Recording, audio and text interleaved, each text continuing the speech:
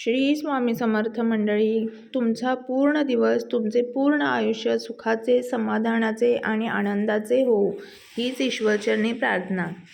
तर मंडळी, आपण दिवसभर खूप काम करतो, थकतो, खूप वेगळे विचार आपल्या मनात येत असतात, खूप आपल्या मनाला वेदना सहन कराव्या लागतात, स्ट्रेस असतो, काही वेळेला सुखाचे क्षणसुद्धा असतात. परंतु या सगळ्या दुःखाचा शेवट किंवा या सगळ्या वेदनेचा शेवट दिवसासरशी कुठेतरी याचा शेवट व्हावा असं आपल्याला वाटतं आणि त्याचसाठी हा पूर्ण व्हिडिओ महत्त्वाचा आहे. तर मंडळींनो, आपण जेव्हा दिवसभराचा ताण घेऊन दिवस सगळा अख्खा घालवतो त्यावेळेला कुठेतरी रात्री आपल्याला शांत झोप हवी असते, मनाला एक शांतता हवी असते, मनाला एक विश्रांती हवी असते. त्यामुळे जेणेकरून दुसऱ्या दिवशी आपले मन पुन्हा ताजेतवाने होईल आणि पुन्हा आपण नव्या आव्हानांना सामोरे जाऊ. तर यासाठी काय करावं? तर यासाठी खुद्द स्वामी महाराजांनी सांगितले आहे की रात्री झोपताना आपण आपल्या इष्टदेवतेचे नामस्मरण करावे. जे काही आपण दिवसभरात करतो, आपल्या हातून जे काही दिवसभरात चांगल्या वाईट गोष्टी घडत असतात त्याची आपण आठवण काढावी. म्हणजे माझा दिवस कसा गेला, मी दिवसभरात काय केलं, आपण दिवसभरात कोणती चांगली कामं केली, कोणाला आपण दुखावलं, कुणाला आपल्यामुळे आनंद झाला, या सगळ्या गोष्टी तुम्ही आठवावं. आणि त्यासाठीच आपण झोपण्यापूर्वी एक निदान 5 मिनटं तरी आपण आपल्या देवाचे नामस्मरण करावे.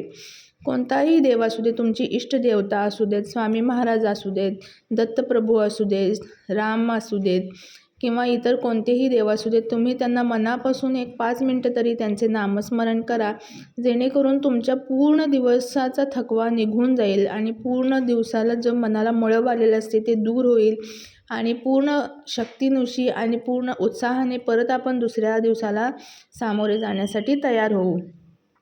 तर मंडळी, नामस्मरण म्हणजे काय? नामस्मरण म्हणजे देवाचे नाव घेणे. कोणतेही नाव, राम असू दे, कृष्ण, विठ्ठल, ओम, ते मनात किंवा ओठांनी वारंवार घेणे, जे एक सोपे आणि आध्यात्मिक साधन आहे बरं का. त्यामुळे मन शांत होते, पापांचा नाश होतो, तणाव कमी होतो आणि आध्यात्मिक उन्नती होते, असे खुद्द संत तुकाराम महाराज सांगतात. नाम संकीर्तन साधन पै सोपे, जळतील पापे जन्मांतरीची. म्हणजेच हे एकाग्रतेने भक्तिभावाने केले जाते, ज्यात अनेकदा माळासुद्धा जपल्या जातात आणि 5 वेळा, 10 वेळा किंवा 2 वेळा, फक्त 2 वेळासुद्धा आपण मनात नावसुद्धा घेऊ शकतो. आणि नामस्मरण हे एक साधनेचा प्रभावी मार्ग आहे. जरी तुम्हाला देवाची कोणतीही उपासना करायला जमली नाही तरी नामस्मरण हे प्रत्येक संकटावरचे एक प्रभावी औषध आहे, असे माझे वैयक्तिक मत आहे आणि ते खरेसुद्धा आहे. तर या नामस्मरणाचे काही फायदेसुद्धा आहेत, जे की आपल्याला पूर्ण आयुष्यात खूप उपयोगी येतील आणि आपले आयुष्य सत्कारणीसुद्धा लागेल. तुम्हाला एक गोष्ट लक्षात आली असेल मंडळींनो, की नामस्मरण हे साधन खूप सोपे आहे. मोठ्या प्रयत्नांशिवाय सुद्धा हा देवप्राप्तीचा एक खूप सोपा मार्ग आहे. सततच्या नामस्मरणाने मनातला दुःखाचा डोंगरसुद्धा नष्ट होतो, असे संत म्हणतात. म्हणजेच जसे की थेंबाथेंबाने पाणी जसे दगडाला छिद्र पाडते, त्याचप्रमाणे तुम्ही सतत देवाचे नामस्मरण करत राहिलात तर त्या देवालासुद्धा तुमच्या मदतीसाठी यावेच लागेल. नामस्मरण करताना अनेकदा आपले मन लागत नाही, काहीतरी वाईट विचित्र विचार आपल्या मनामध्ये येत राहतात. तर त्याच्यासाठी सुद्धा काहीतरी विविध उपायसुद्धा आहेत. आणि नामस्मरण म्हणजे देवाचा नावाचा सतत जप करून एक आत्मिक शुद्धी आणि परमेश्वराशी जोडले जाण्याचा एक प्रभावी आणि सोपा मार्ग आहे.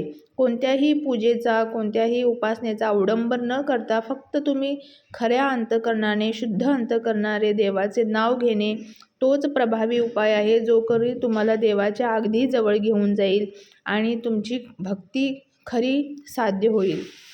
आता रात्री झोपताना नामस्मरण करणे म्हणजे नेमकं काय करावं, त्यामुळे काय होतं? तर रात्री झोपताना नामस्मरण करणे हे आध्यात्मिक आणि मानसिक शांतीसाठी खूप फायदेशीर आहे, ज्यामुळे मन शांत होते आणि नकारात्मक विचार जे आपल्या मनामध्ये सतत येत असतात ते दूर होतात आणि चांगली झोपसुद्धा लागते. आणि अर्थातच चांगली झोप मिळालेल्या आपल्याला चांगले आरोग्यसुद्धा मिळते आणि आपले मनसुद्धा निरोगी राहते. अनेक जण बजरंगबली किंवा इतर आराध्य देवतेचे नाव घेतात, ज्यामुळे झोपेतही सकारात्मक ऊर्जा आपल्याला मिळत राहते आणि जाग आल्यावरही नामात मन लागते, अशी धार्मिकता सांगते. जरी काही ज्योतिषांच्या मते सूर्यास्तानंतर मंत्राचा जप टाळावा असे असले तरी नामस्मरण करणे हे नेहमीच चांगले असते. आता नामस्मरण केल्याने नेमके आपल्या शरीराला कोणते फायदे मिळतात किंवा मनाला कोणते फायदे मिळतात? अर्थातच देवाचे नामस्मरण करणे यामध्ये आपण कोणताही फायदा बघितला नाही पाहिजे. तरीसुद्धा एक प्रकारची मानसिक शांती म्हणजे दिवसभराचा ताण कमी होऊन मन शांत होते आणि विचारसुद्धा आपले स्पष्ट होतात. नकारात्मक विचार अजिबात मनात येत नाही. दुसरा महत्त्वाचा फायदा आहे तो म्हणजे सकारात्मक ऊर्जा. नकारात्मक शक्तींचा प्रभाव कमी होतो आणि सकारात्मक ऊर्जा आपल्या जीवनामध्ये टिकून राहते. जी काही नकारात्मक ऊर्जा दिवसभर आपल्या शरीराभोवती आपल्या मनाभोवती जमा झालेली असते ती फक्त देवाच्या नामस्मरणाने दूर होऊ शकते आणि एक सकारात्मक ऊर्जेचा स्रोत तुमच्यापर्यंत पोहोचू शकतो. तसेच आपल्या शरीराला दिवसभराच्या थकव्यानंतर एक चांगल्या झोपेची गरज असते, जेणेकरून आपले शरीर निरोगी राहील, आपले मनसुद्धा निरोगी राहील. त्याचसाठी या नामस्मरणाने आपल्याला चांगली झोप लागते आणि मन शांत झाल्यामुळे, शांत आणि गाढ झोप लागल्यामुळे आपल्याला पुढच्या दिवशीचा जो उत्साह असतो आणि जे काही आपल्या हातून घडणार असते ते व्यवस्थित मार्गी लागते. आणि जेव्हा आपण झोपेच्या अगोदर नामस्मरण करत राहतो तर त्याची ऊर्जा आणि त्याची लहरे जे तरंग आहेत ते आपल्या झोपून उठल्यावर सुद्धा आपल्या शरीराभोवती जाणवत राहतात आणि झोपेतून उठल्यावर देखील नामस्मरण सुरूच राहते. त्यामुळे एक आध्यात्मिक आपला जो संबंध असतो तो दृढ होतो आणि अशा रीतीने आपण आपल्या परमेश्वराच्या आणखीन जवळ जातो आणि त्याच्याबद्दलचा विश्वास आपल्या मनामध्ये आणखीन दृढ होतो. अनेकदा नामस्मरण करताना आपल्याला झोप येऊ शकते, आळस येऊ शकतो, आज नको, हे काय, असं आपल्याला मनाला वाटू शकतो. परंतु असे जरी असले तरी त्यामुळे देवाचे नाव जपण्याचे महत्त्व कमी होत नाही. असे झाले तरी काही हरकत नाही. तुम्ही थोड्या वेळासाठी विश्रांती घेऊ शकता, परंतु याच्यामध्ये काही कष्टाचं काम नाही. फक्त आपल्या मनातल्या मनात पूर्ण भक्तिनिशी देवाचे नाव उच्चारले तर त्याचा आपल्याला फायदाच होणार आहे. आणि त्याचप्रमाणे रात्री झोपताना नामस्मरण केल्याने शारीरिक आणि मानसिक आरोग्याला फायदा होतो, मन प्रसन्न राहते, आध्यात्मिक उन्नती होते आणि म्हणूनच ते करणे अतिशय उत्तम आहे. आणि त्यामुळे आपल्या जीवनामध्ये आपली प्रगती होत जाते आणि नामस्मरणामुळे मोठी मोठी संकटेसुद्धा टळू शकतात. त्याचप्रमाणे माझे असे वैयक्तिक मत आहे की आपण सतत नामस्मरण केल्याने, रात्री झोपण्यापूर्वी नामस्मरण केल्याने जे आपल्या आयुष्यात पुढे मोठमोठी संकट येणार आहेत त्याचा संकेत आपल्याला आधी मिळू शकतो. ते तुम्हाला ओळखणे महत्त्वाचे आहे. परंतु महाराज किंवा इतर आपले देव आहेत ते आपल्याला छोटी छोटी संकेत देत असतात, आपल्याला सतर्क करत असतात. त्यामुळे आपण प्रयत्न करायचा आहे की पूर्ण भक्तिनिशी आणि खऱ्या अंतःकरणाने, शुद्ध अंतःकरणाने आपण आपल्या देवाचे नामस्मरण करायचे आहे. भले तुम्ही मोठमोठ्या माळा जपू नका, मोठमोठे 108 असं खूप जास्त संख्येने तुम्ही नामस्मरण करू नका. फक्त एकदा, दोनदा, 5दा, 10दा जरी तुम्ही मनापासून आपल्या देवाला हाक मारलीत तरी त्याचा पूर्ण फायदा आणि पूर्ण ती तुमची ओढ आहे, जी तळमळ आहे ती आपल्या परमेश्वरापर्यंत पोहोचणार आहे आणि याचा नक्कीच फायदा तुम्हाला तुमच्या आयुष्यात होणार आहे. तुमची उत्तरोत्तर प्रगती होणार आहे, उन्नती होणार आहे, नकारात्मक ऊर्जा तुमच्या आयुष्यातून निघून जाणार आहे.